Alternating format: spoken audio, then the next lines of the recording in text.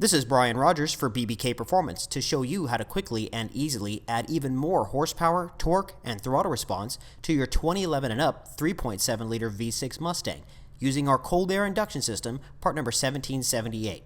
And keep in mind that we also offer this cold air induction system in a blackout series, part number 1778-5. Let's start with the baseline dyno run.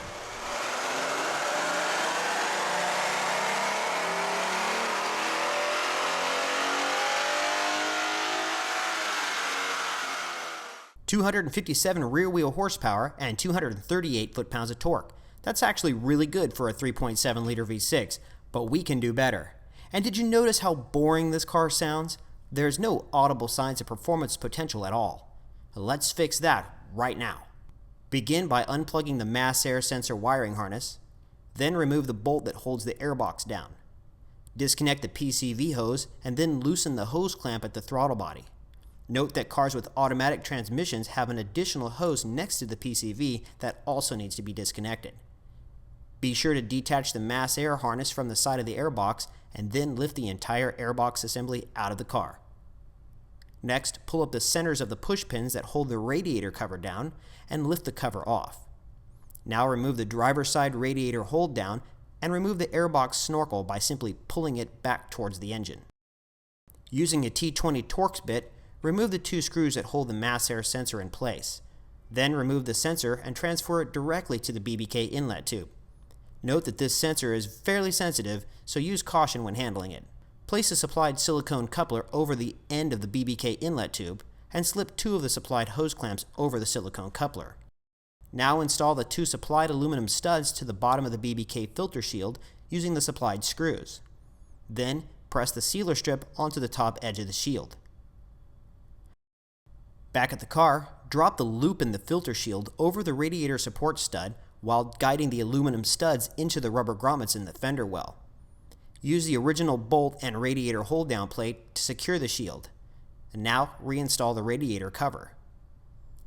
Guide the neck of the BBK filter through the hole in the filter shield and slip the remaining hose clamp over the exposed neck. Now push the BBK inlet tube into the neck of the filter while sliding the silicone coupler forward over the mouth of the throttle body. Re-establish the connections at the PCV and mass air, then tighten the three hose clamps. Since this car is a manual transmission, we use the supplied vacuum cap to cover up the extra nipple on the inlet tube. Now let's run it on the dyno again and see what this cold air induction system really does.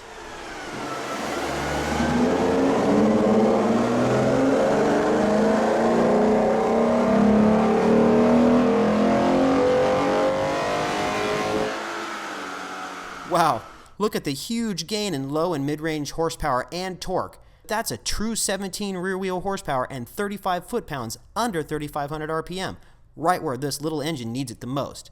And did you hear how alive that engine sounds? It's definitely breathing now.